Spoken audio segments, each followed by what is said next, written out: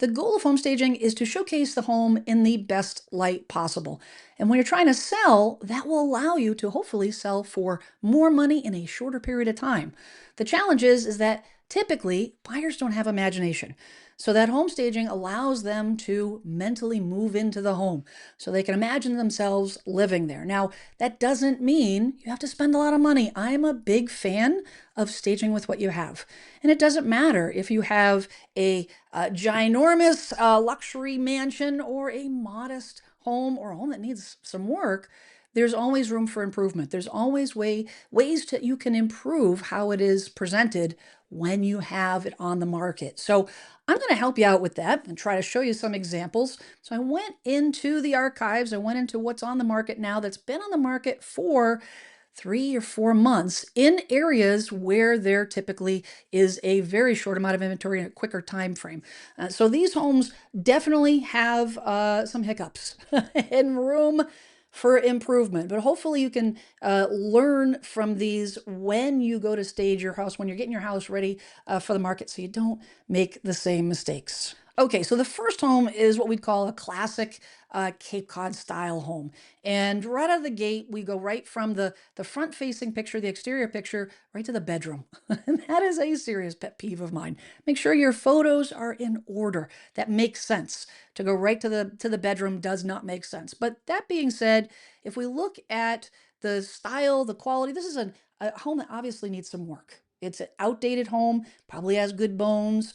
Looks like it's well maintained. Looks like it's in good condition. It's just dated. I would not update this home. I would not necessarily paint the walls and whatnot. You just present it the way it is. We're gonna remember the goal is to make the home look in the best possible framework and showcase it the way it is without spending a ton of money because you won't get that money necessarily back. But in this picture, I want to focus on this for just a minute. One of the things that I've noticed is this room has way too much furniture. You've got a corner, looks like a corner cupboard hutch, and you've got a piano in front of that. You've got you've got a love seat, you've got a sofa, you've got another chair, you've got an auto.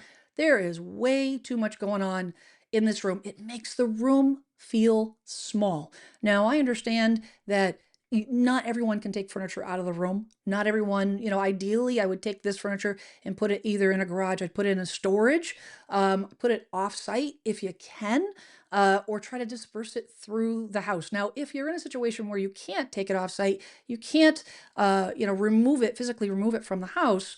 One of the things that I always tell my clients is put it in a different part of the house. So when a buyer comes in, they're coming into the front door, they're walking into a main living area or a kitchen. That is where you want to put all of your emphasis. You really want to try to make that area look as best as you possibly can.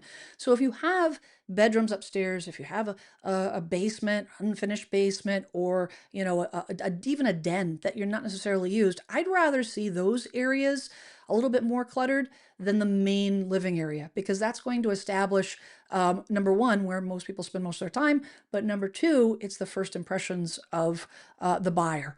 Now, this next house has a few challenges. It is a more contemporary style, more cottagey style home. It does have some exterior challenges, has some interior layout challenges, but that doesn't necessarily mean you can't stage it to make it look in the best light possible. So you've got a lot of trees. This does look appealing. You've got some nice grass in the picture, but then the next picture shows a lot of pavement. There's got to be a different way to take this photograph to make it not look like a hotel, to be honest. It doesn't look great. And these are the first couple pictures people see when they're looking at the house online. We go inside, and the first thing I see is a lot of furniture. This is a odd photo to have as the first interior photo. I would not recommend that. We go right to the kitchen. We've got two different pictures of the kitchen and different lights. I would not recommend that. And then finally, we get to the living room. There is too much going on. We've got a similar theme with too much furniture, too many pillows. They really like their pillows. But what it does, you'll see that you've got large windows. You've got oversized windows. You've got a slider leading to the deck, and you've got two big fat chairs sitting in front of the slider, and it's blocking the light. Number one, it's restricting the flow of traffic. That area in and out of the room looks very small. It makes the room feel so much smaller. And I'm sure when you're walking through it as a buyer will feel the same way. But it does restrict access to the outside. It doesn't allow someone to see that benefit. The highlight of this room, the focal point of that room, is going to be the access to the porch and the deck. It's very evident because you've got two separate sliders, that need to be highlighted. Again, too much furniture, too many chairs, way too many chairs. We need to remove about 50% of the furniture in this room. It makes it feel so cluttered. Same with the bedroom. If you have one of these chests at the end of the bed, it's got to go. Because again, it covers the floor space. You want to expose as much floor space as possible, especially if you have hardwood floors or floors that are worth highlighting. But more importantly, you just want to have good traffic flow through the rooms because it'll make it look larger. Again, nothing's fancy about the house, but that's okay. Can still, areas of improvement. Same thing with this. I'm guessing this is the lower level. Looks like it's the lower part of the home. There is just way too much furniture. It needs to be put in storage, moved out. You've got to pare down. You pare down that furniture and highlight the space that this has to offer. Um, it would go miles for sure. All right, so this next house is a little different. It's a little different in that it has been updated. It does have some really great qualities, but it's still missing some key elements. When we go inside, we step right into the house. I'm not sure which room this is, but this looks okay. I wouldn't necessarily recommend this for the first picture, but that's okay. Looks, it's pleasant and updated and whatnot. The kitchen looks very nice. It's updated. We've got everything off the countertops, which is good. We've got, minimal clutter, which I love, highlights the countertops, the more countertop space that you can show. It allows buyers to envision their stuff on the countertops. It allows them to see what they're working with. It also makes it look cleaner. It makes it look more airy. But then the trouble starts here. And the problem I have with this room is the fact that you've got basically three colors in this room: black, gray, and white. There is nothing about this room that pops. There's nothing about this room to say, wow, and catch your attention. I'm not sure why the end table, the coffee table, is at a diagonal on the floor, on the rug. I'm not quite sure about that. It makes it, uncomfortable to look at, to be perfectly honest. But that's fine. But it needs a splash of color. I personally would take all those pillows out of there and I would put bright colored pillows. You don't need as many. I don't, people, there must be a thing, a sale somewhere on pillows because there's a lot of pillows in these houses. You only need a couple, but make them if you put full color pillows there on the sofa and the love seat, uh, big time improvement. The other thing I would do is you've got to open the curtains. You've got to open the curtains. You know, the natural light. I understand that sometimes you'll have homes that, maybe you're in a tight area and you can see the neighbors right outside the window, or maybe there's something that's not really pretty outside that window that you really don't want people to see, or maybe your windows are not in great shape, and you're like, I don't really want to highlight that. Doesn't matter. The the buyer's going to see it anyways. They're either going to see it during a home inspection, they're going to see it when they're walking around the house. Don't try to hide it. Absolutely. You're not doing yourself any favors by keeping the curtains closed, because all that does is make the room feel smaller. I mean, personally, what I'd do is I'd either take, if you want to keep the black, but take the white center panel down, but you've got to open those up as wide as you can to allow as much natural light into that room as possible.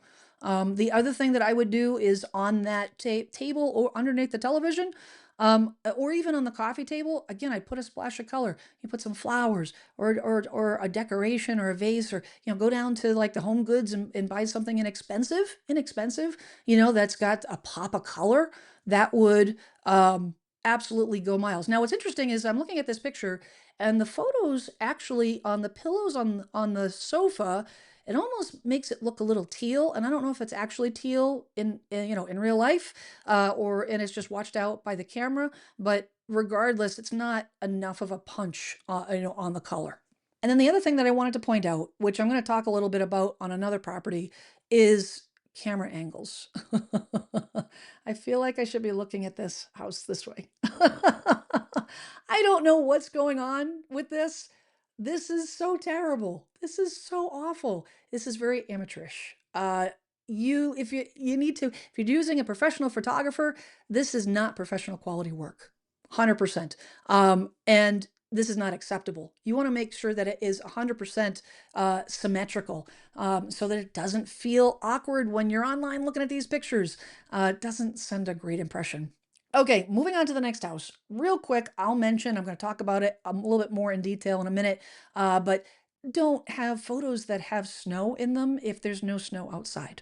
There is no snow outside at the moment where this photo is taken. You need to replace your photos. It's not a great look. It just screams the house has been on the market for a while.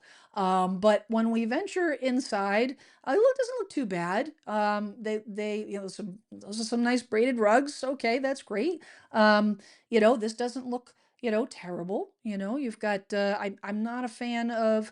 If a rocking chair or any kind of chair is blocking a window, I'd probably take it elsewhere. I wouldn't necessarily put it there. I think it looks a little awkward just sitting there, but that's okay. Not terrible. But this is where things kind of go sideways.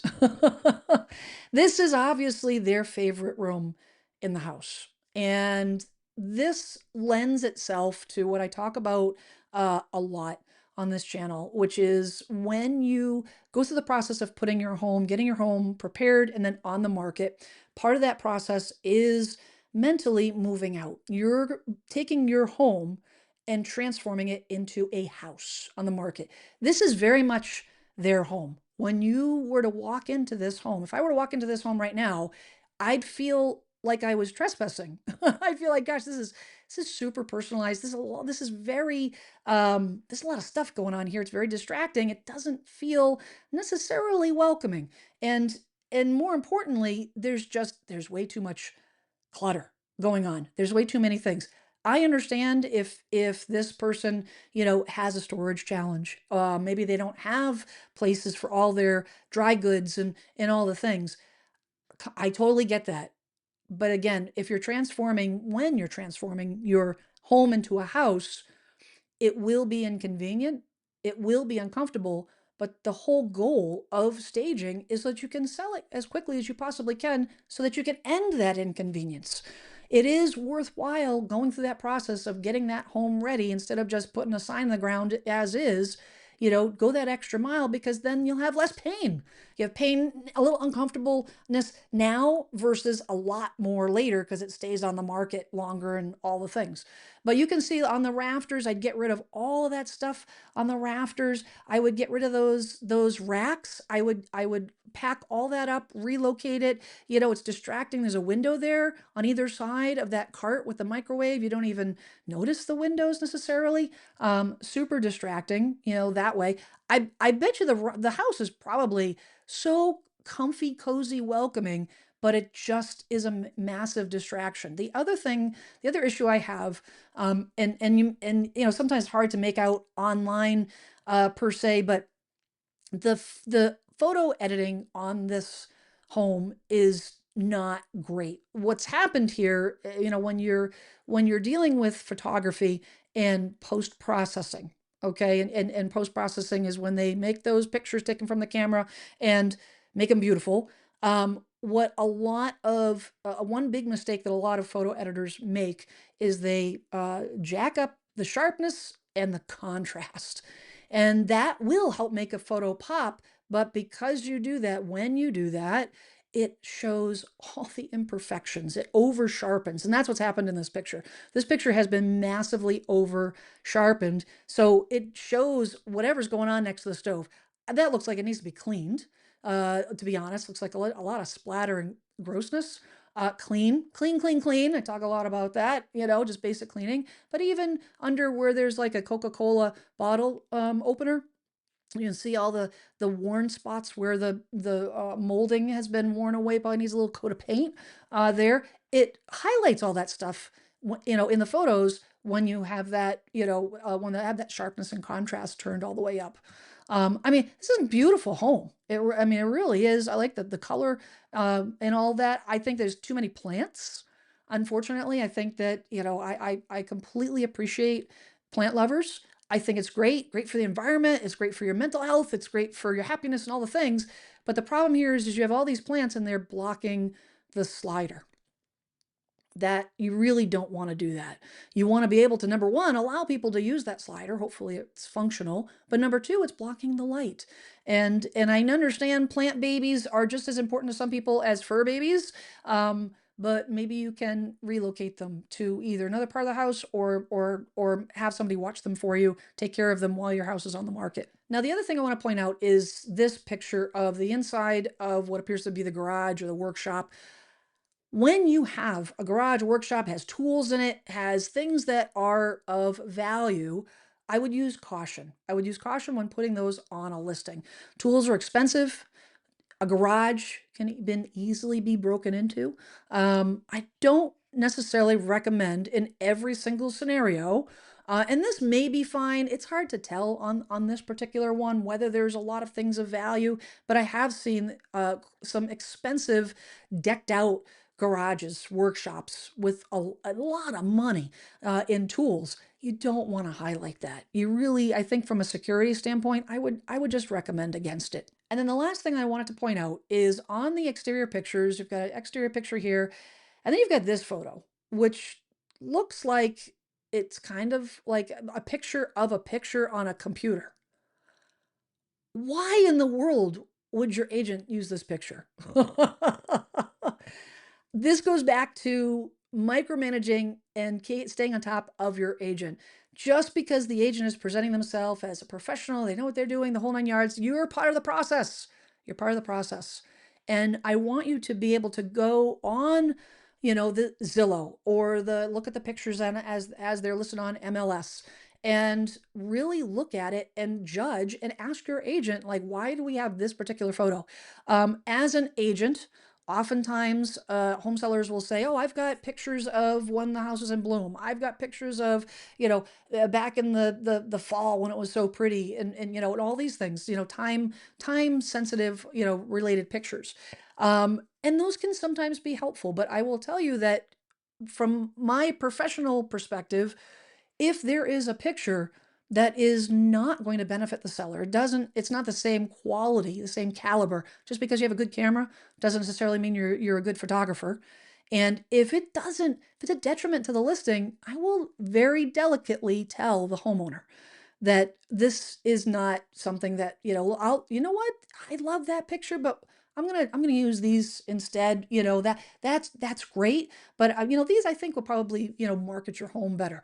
That is what you should be hearing from the real estate agent, because that's what their job is not just to put them on there because you told them to, which may be what the case is with this picture. But just you want to be cautious about that. Now, having an agent that will be upfront with you, that knows the difference between a good picture and a bad picture, is important to find. And part of the process of getting the house ready to go on the market is to, I always say, interview at least three agents. Even if you get a referral from a family member or friend, even if it's an agent that you used before, you should do your due diligence. Interview a couple agents, because sometimes you don't know what you don't know. The agent that you are working with may be really nice, and you think they're proficient until you interview an agent that is truly proficient and professional. And you realize that they weren't doing everything that you could have been done. They're not necessarily providing, not intentionally, but maybe they're just not skilled like a skilled agent. And it's going to cost you the same amount of money. So you want to do that, and do that early on in the process so you can get some advice, and tips on staging and making your house look better without spending a ton of money. Now, I have been in this industry for almost 30 years. And over the course of my 30 years, I have done a lot of agent to agent referrals. And I have put together a vetted list, agents that I interview on a regular basis. And I am more than happy to connect you with one of those agents. Now, I do refer coast to coast. I'm in Massachusetts, but I send referrals to other agents from California to Massachusetts and everywhere in between. And if I don't have an agent in that area, I do personally interview those agents. I don't hand them off to somebody else on a team or whatnot to handle. I personally vet them out to make sure that you get an agent that is to my standard, that is to my partner, my referral partner standard. So if you're interested, there is no cost to you. I do get a small referral fee from the agent if you use them, but there's no obligation to use that agent. So there's a link in the description. Click the form, fill out the short form. I'll get in touch with you, with some additional questions, and I'll help you connect you with an agent that knows the difference between a great picture that's going to represent your home well and a picture that honestly should probably be forgotten about. Okay, so this next house, another Cape Cod style house, again, we have snow in the picture, but there is a bigger issue with this picture, and it has to do with that text in the lower left-hand corner. You should not have a timestamp or the name of your phone, the name of the person's phone that took the picture, in the corner of the picture. It looks amateurish, it looks terrible, and it is in every single one of these pictures. Um, when you move inside, this potentially could be a good picture, but I've got two issues with this photo. Number one, in terms of the photo itself, besides the text, uh, you can see how the photo angle is weird. So it looks like the refrigerator is on its side. That is because they're shooting in wide angle and they've got the camera held way up high. It distorts the image. Again, it doesn't look professional. And then to make matters worse, the biggest thing on this photo, I don't know what's going on with this house. I don't know why it's being sold or any backstory, but never, ever, ever let your home look like this with stuff all over the kitchen counter. It's, whoever took this photo, shame on them. Shame on them. If the agent took it, shame on them. Because the agent should be telling them, listen, can we just clean this stuff up real quick? You got a box, I'll do it. Just throw everything in the box, at least for the photo. The other thing, when we go into this adjacent dining room area, way too much furniture. That space is so crowded. That hutch, ideally, the hutch wouldn't be there. That's a big piece of furniture to move. At the very least, get rid of all that stuff on the top of the hutch. Pack it up. You're moving anyways. Pack it up. And then the table itself, I'd have to see, it doesn't give you any other angles. So I don't know if there's more space going the other way to change the table the other way. Here's the thing. When you're staging your home, the goal is to look at it from how do we have the best presentation in a photo, but also, the most amount of walk around space, the most area exposed, the easiest for, buyers to navigate. It may not be the way you want to live in the house. It may be inconvenient. You may not like it. You may not like it. It doesn't matter if you like it. What matters is if the buyer likes it. Because at the end of the day, your goal is to get the most amount of money in the least amount of time, not keep it the way you want it, because you're moving. You're moving. It's not your home anymore. It's going to be the buyer's home. And that, I know that shift is hard to wrap your mind wrap your mind around. For a lot of home sellers, it's a struggle. But in this particular case, try to change that table. To be honest, I probably take out 2 of the chairs and stick with 4 chairs. It doesn't appear that there's a leaf in the table. If there was, I'd tell them to take it out. But there's just the papers down in the lower left-hand corner, the matched cushions on the chairs, the teddy bear sitting there. We gotta take all that stuff out. We have to remove it from the home, put it in a different location, pack it up. We've got to make it disappear. The other thing is it jumps right to the utilities, which is great. The outside, I mean, why do we have a picture of, it looks like, obvious electrical service and maybe cable? I hope most homes have electrical service. I don't know why we have to highlight that. Something I don't know about. And that's it. That's it. Those are the only photos for this home. Um, tons of pictures on the outside, but nothing on the inside. Uh, Huge mistake. Okay, so this next home, we got to talk about the snow and these pictures. Again, I'm filming this in May. These are all homes in the Northeast. There is no snow where this house is located right now. None.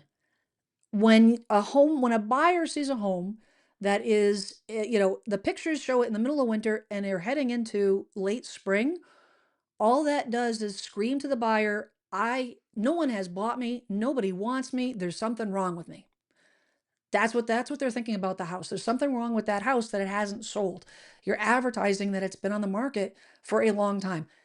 Yes, it is a pain and for a real estate agent because they're hiring a photographer, they may have to pay them twice.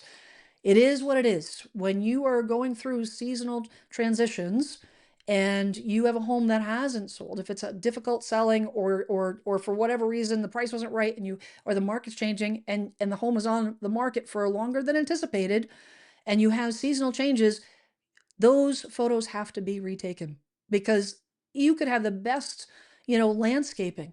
You could have the best staged front entrance, but the buyers aren't going to see that from the photo. And the photos are online, their first showing. They're going to see it because all they can see is snow. So that is got to be remedied 100%. The other thing too is if you're in the spring months, summer months, you look at this picture, you see snow, and then you see all the mildew on the left-hand side of the house. If you had green grass, it would distract you from the mildew a little bit. if you if you can't you can't, do it yourself. The other thing too is I think this looks like it has solar panels. And I don't know if they did this right after a snowstorm or whatnot. But if you have solar panels and you want to make that part of the allure of the home, why do you have a aerial picture with the solar panels covered in snow? Wait until the snow is gone or come back. I would have come back, would have taken the pictures, and then I would have come back on another day when the sunlight has a chance to melt the snow on the solar panels and taken another picture and replaced it.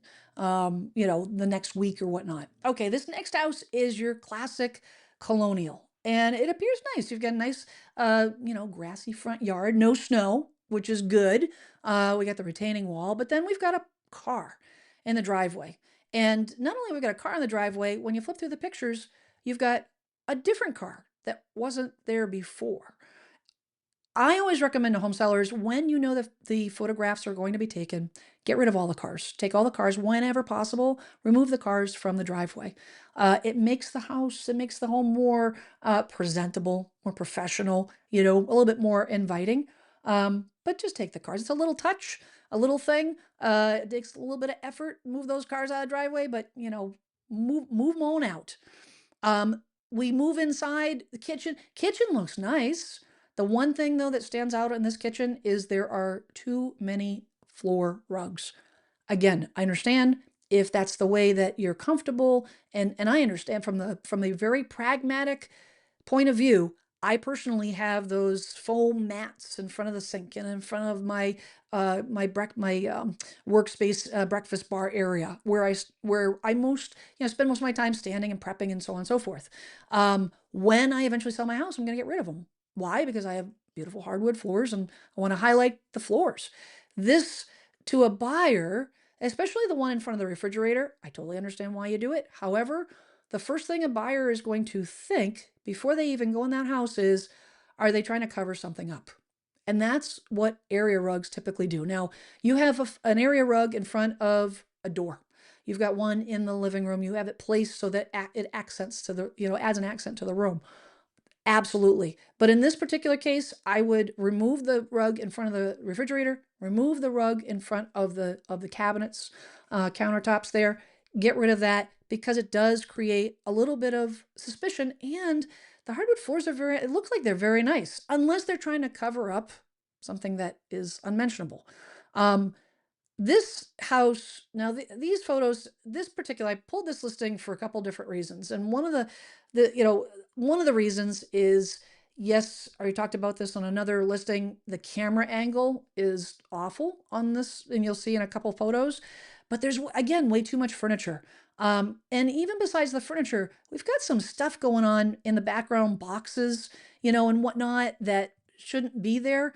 All that stuff that's in just taking up more floor space, but also looks like it's covering part of a window. It's just too much of a distraction. It is too much of it. It doesn't add to the attractiveness of the room. This is obviously a little bit more dated home, in the sense that in the area that this is located, the dark wood is synonymous with being dated. You know, the trend is more in this area. The trend is more light wood or white wood. So what we want to do is we want to make it as light as possible. Now, I'm not recommending that you go necessarily and paint and remove wallpaper and all the things, but you can make it appear light and airy by A, decluttering. Also, B, the photography on this thing is terrible. The lighting is awful because of the fact that it makes the house look dark. This room, because there's no professional lighting, the exposure is off on the photo, looks dark. That and the fact that we've got another case of, I feel like I'm, on a ride, a Disney ride or something, because it's off its axis. It's not centered properly, number one, but number two, it's tilted. It's just not it's not great. This is a living room area. This is a great room, what you would typically call a great room. Um, there's a lot of space here. This is a beautiful room. Get rid of the luggage, get rid of the totes. Even if you were to move it out for the photos and move it back in because you've got no place to put it. That being said, I would rather see it in a bedroom than the main living area, but the curtains are a bit dark from my taste and for presentation purposes, but at least put the shades all the way up. I would get rid of all the clutter as much as possible. I get rid of all whatever's, that they're being stored there. I get rid of that stuff, and I probably take like half of what's on that shelf that's over those three windows. I would take about half of that stuff down. It makes it, there's just too much going on there. There's way too much going on. The bedroom, the same thing. The issue with this again goes back to that other home, is that you're obviously, it looks like you're either using, well, it's either an inexperienced photographer that is not using the proper lens, not using they're using a very inexpensive wide angle lens, which makes it feel a little stretched, or they're using a cell phone that doesn't do the stretching very well. But again, it's the fact that they have no lights on. Now, if you don't have professional lighting, if you're not going to edit your photos, at least turn the lights on the ceiling fan to add some natural light. But ultimately, what needs to happen in this is you need to have the professional do it the professional way and have proper exposure. Now, you're probably wondering what proper exposure is, and what, how does that relate to lighting? Well, that is the relationship of how much light is coming into a lens. And I have mentioned before on this channel, make sure that the agent is not using their cell phone, or photographer's not using their cell phone. And primarily I say that because most people don't know how to use their cell phone properly. A cell phone camera, the cell phone cameras of today can be exceptional if you know how to properly use them and set them up so that it actually adds to the professional quality of the home. So I'm going to give you an example on what I'm talking about. This is actually my listing, and I took these photos with my cell phone. I have professional DSLR equipment, camera equipment. I also have an updated iPhone, and I buy the top of the line iPhone every year to make sure I get the best cameras. And to be perfectly honest, it's not only the iPhone, it's the post-processing that I know how to frame a photo. This is a properly exposed photo. It is a photo that doesn't have to cast a lot of shadows, okay, over, because it's a covered porch. But more importantly, I want to show you the inside. I'm going to fast forward through the outside, all my drone pictures there, and, go to something like this, interior photos, or this photo. Again, this is captured on my iPhone using the proper setting on the wide angle lens. There's no stretching, there's no warped, edges. It is also, I put it on a tripod, and because of the angle, the height of that tripod, I know how to properly position the phone so that it feels more natural, and not natural as you're standing, but natural as a buyer, as someone's looking at it online. I also know how to expose and how to post-process so that the windows are completely exposed properly. So when you're looking out the windows, you can actually see what's outside. You can see from the outside, from the inside, and everything is well lit. This is what I ultimately would want for you, and what these other pictures are lacking. And then we have this last house, which is a classic New England raised ranch. And yes, there's snow in the picture. You can see a common thread happening here. I wonder why these houses are on the market for a long time. Uh, the kitchen, you got to get rid of all that stuff. Don't let the picture be taken with all that, the water bottles, the stuff on the chair. It's got to go. The camera angle, why am I seeing more of the ceiling than the floor? It just doesn't look great. And then on the right hand side, you can actually see what looks like the homeowner, in the other room. I would never post this to the internet, and I don't want you to either. This one's a little better with the camera angle, but here's the thing that I want to point on these pictures. The one commonality on this house, and why I wanted to include it, is focal point on the photos, because that all ties into the staging. Because you want to create, and when you're staging, when you're putting your house in the best light, you want to have the camera reveal that when people are looking online. This right here, when I first looked at it, the focal point looks like what appears to be a water bottle. And that, maybe it's included with the sale, I don't know. Uh, Dark kitchen, another picture with the water bottle, whatever's going on there. That's great. Um, Focal point, uh, way too much clutter, way too much clutter. Uh, the blinds are closed. I haven't been by the property. What are they trying to hide? What are they trying to hide? Doesn't look great at all. Get those blinds up, have it properly exposed, get rid of some of this furniture. Way too much furniture in this room, for sure. And you can see how, staging your home doesn't need to cost a ton of money. You don't have to spend a ton of money. It's about positioning things in a home that make it look in the best light. The placement of this sofa here is very odd to me in the photos. I don't know why it's there. Um, I'm sure that you can rearrange it to have it, either take it out of the room entirely or put it at a diagonal. I'd probably take it out of the room, to be honest. Probably have a frank conversation with the homeowner and say, can we just get that removed or taken out entirely? But there's just, laundry baskets and all the things. Uh, it just doesn't look great. And then finally, the creme de la creme, the toilet seat. For the love of all things. Please, please, please make sure your toilet seats are closed. To me, it's personally, I think it's just gross. Just flush the toilet, whatever. But for the pictures and for your showings, a simple thing like making sure the toilet seat is closed. We want to make sure everybody highlights that toilet seat. Both bathrooms, the toilet seat's open. Oh, I just can't. When you go through these things, there's an empty room. You can put that red sofa down in the empty room. Um, this home could potentially sell in a hot second. The area that this house is located in is an area where homes do sell very quickly.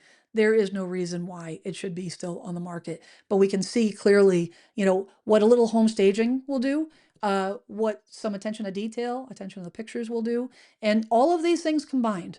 This is why starting early, getting a jump on the listing process, on the home prep process, early on will save you time, which always saves you money when you're trying to sell your house, and create less stress.